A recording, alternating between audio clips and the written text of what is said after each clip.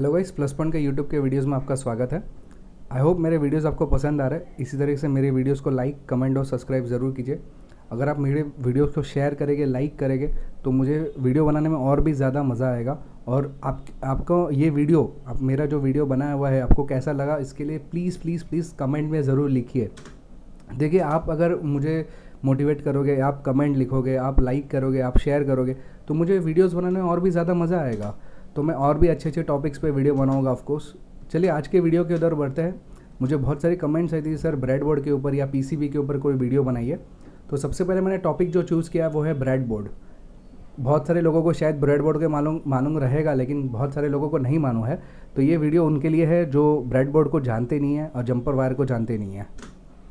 चलिए bread board के बारे में बातचीत करें तो ब्रेड बोर्ड एक ऐसा मटेरियल है, एक ऐसी डिवाइस है, मतलब एक ऐसा सर्किट बोर्ड है जो प्रोटोटाइप के लिए हम लोग बेसिकली यूज़ करते हैं। प्रोटोटाइप यानी स्टार्टिंग स्टेज के लिए। अगर मैंने कुछ नई चीज़ इन्वेंट करने की ठान ली है या नई चीज़ बनाना चाहता हूँ, इलेक्ट्रॉनिक में कोई सर्किट डिज़ाइन करना चाहता हूँ, तो मैं डायरेक्ट पीसीबी पे डिज़ाइन ना करते हुए मैं पहले ब्रेड बोर्ड के ऊपर डिज़ाइन कराऊँ।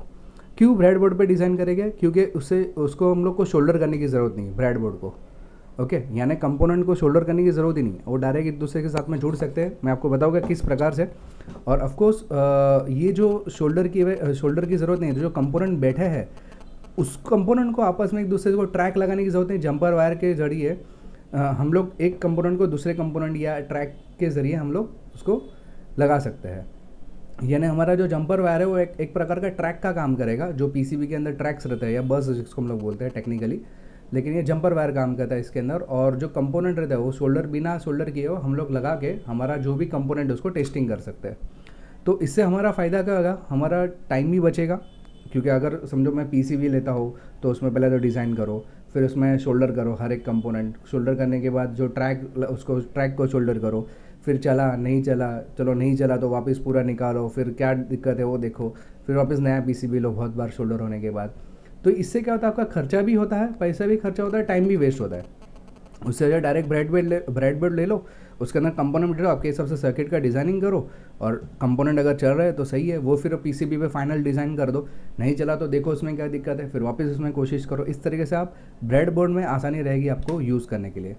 अगर चलो ब्रेड बोर्ड यूज़ नहीं करते तो देखो इस तरीके से आपको करना पड़ेगा। फिर अगर पीसीबी भी नहीं खरीदते, ब्रेड बोर्ड भी नहीं खरीदते, तो हर कंपोनेंट को इस तरह से फिर एक लकड़ी की शीट के ऊपर इस तरह से लगाना पड़ेगा। ये बहुत पेचीदा हो जाएगा, आपको शायद कभी मालूम भी नहीं पड़ेगा कौन सा कनेक्शन आपने किधर लगाया हुआ है, राइट।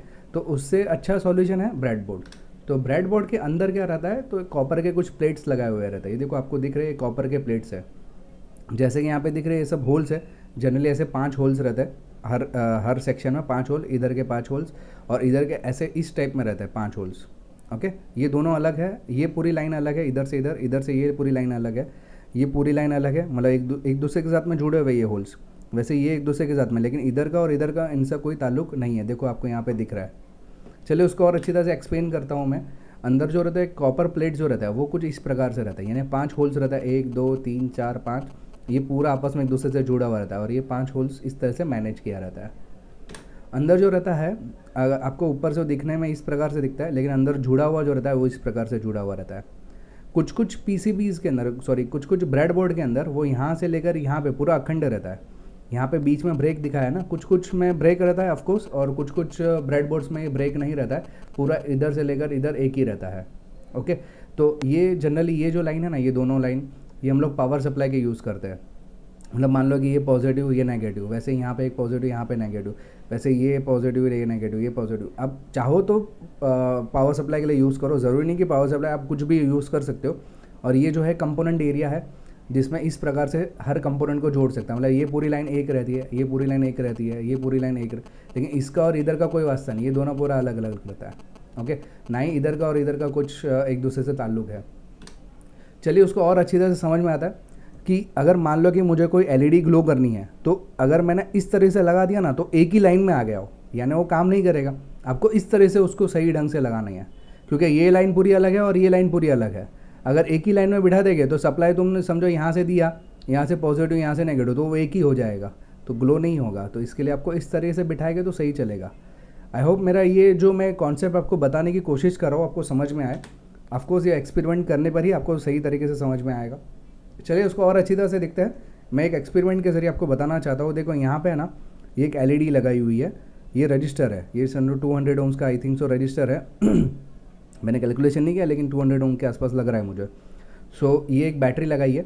देखो बैटरी का जो पॉजिटिव और नेगेटिव का कनेक्शन यहाँ पे दिया है। फिर ये जो ब्लू कलर में दिख रहा है जंपर वायर है, ये जंपर वायर यहाँ से मैंने इस जो लीड है यहाँ पे एक जगह पे लगाया, फिर दूसरा जो ब्लैक वायर है इधर लगा दिया। ये रजिस्टर को देखो यहाँ पे एक पैर लगाई और दूसरा जो छेड़ा है वो यहाँ पे लगा दिया, और इसको एक पिन यहाँ पे लगाई, एक पिन यहाँ पे लगाई, तो जिसके ज़रिए इसका कनेक्शन किया तो ये प्रॉपरली ग्लो करना चालू करेगा। तो सबसे पहले मैं चाहता हूँ अगर आपको ब्रेडबोर्ड का आइडिया नहीं है तो पहले यही प्रोजेक्ट ट्राई करके देखो, और अच्छी तरह से देखोगे तो देखो मैंने ये एक प्रोजेक्ट का फ़ोटो लेकर दिखाया आपको कि मान लो कि पॉजिटिव लाइन है, ये नेगेटिव लाइन है। यहाँ से देखो ये 400 ओम्स का रजिस्टर लगाया, यहाँ से एक 400 एक पिन इसका यहाँ पे रखा है क्योंकि ये पूरी पॉजिटिव लाइन रहेगी, ये पूरी नेगेटिव लाइन रहेगी, राइट। तो यहाँ पे एक लाइन यहाँ पे लगा दी है, रजिस्टर लगा दिया, फिर यहाँ पे पॉजिटिव साइड है, फिर ये नेगेटिव साइड में इसको जोड़ दिया गया है, तो ये LED ग्लो होगा। आप चाहो तो इस तरीके से भी उसको ग्लो कर मतलब करवा सकते हो कि जैसे कि ये पूरी पॉजिटिव लाइन एक, नेगेटिव लाइन एक, ये पॉजिटिव लाइन एक, फिर यहाँ से यहाँ एक कनेक्शन कर दो, मतलब ये पूरा एक ही लाइन हो जाएगा, और यहाँ से यहाँ ये पूरी एक लाइन हो जाएगी। तो ये रजिस्टर को इस नेगेटिव लाइन के साथ में जोड़ दो। मतलब अगर आपको वायर वेस्ट नहीं करना तो इस तरीके से ये पूरा किधर भी लगा सकते हैं। अगर ये पूरा एक ही साइड में कनेक्टेड है, ये पूरा पीसी ब्रेडबोर्ड एक साथ में कनेक्टेड है, तो ये रजिस्टर मान लो इधर बिठा दिया, LED भी उसी लाइन में यहाँ पे बिठा दिया तो भी चलेगा। ओके, तो आप एक्सपेरिमेंट करके देखोगे तो आपको समझ में आएगा, विदाउट एक्सपेरिमेंट आपको नहीं समझ में आएगा ये चीज़। चलो दूसरी जो चीज़ होती है इसमें मेन जंपर वायर। ये जंप वायर क्या रहता है, तो बेसिकली अभी आप देखो यहाँ पे होल्स है, ओके। तो मान लो कि मैंने एक कंपोनेंट यहाँ पे लगाया और दूसरा कंपोनेंट यहाँ पे, इधर से इधर में जोड़ूंगा कैसे, जोड़ने के लिए कुछ वायर का जरिया तो लगे ना, तो ये वायर का इस्तेमाल करते हैं। इस वायर के अंदर देखो आपको पिन दिखाई देगी, आगे की साइड में पिन्स है, क्योंकि ये होल्स में जानी चाहिए पिन, तो यहाँ से एक पिन बैठा दूंगा और दूसरा पिन यहाँ पे बैठा दूंगा, बीच में पूरा वायर एक साथ में जुड़ जाएगा, मतलब ये कंपोनेंट और ये कंपोनेंट आपस में जुड़ जाएगी। तो बेसिकली ये वायर का काम है जोड़ना, मतलब एक प्रकार का PCB के अंदर देखेंगे तो ट्रैक का काम करता है।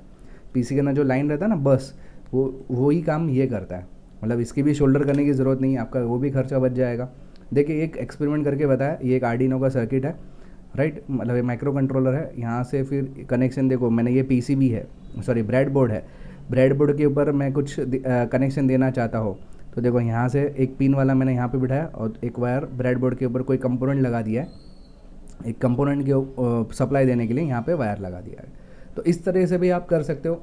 अगर आपको और अच्छा करना है तो देखो ये भी सब मैंने यहाँ पे एग्जांपल दिए, इस तरीके से भी आप कंपोनेंट को लगा सकते हो। तो ये है jumper wire, okay.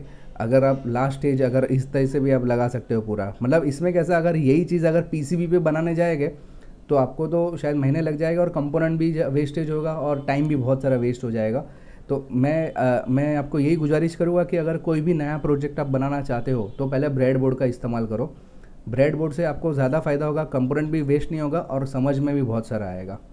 I hope मेरा ये वीडियो आपको पसंद आएगा। प्लीज़ लाइक, कमेंट और सब्सक्राइब ज़रूर कीजिएगा। कमेंट करोगे तो मुझे मालूम पड़ेगा आपको ये वीडियो समझ में आया है कि नहीं। Thanks for listening.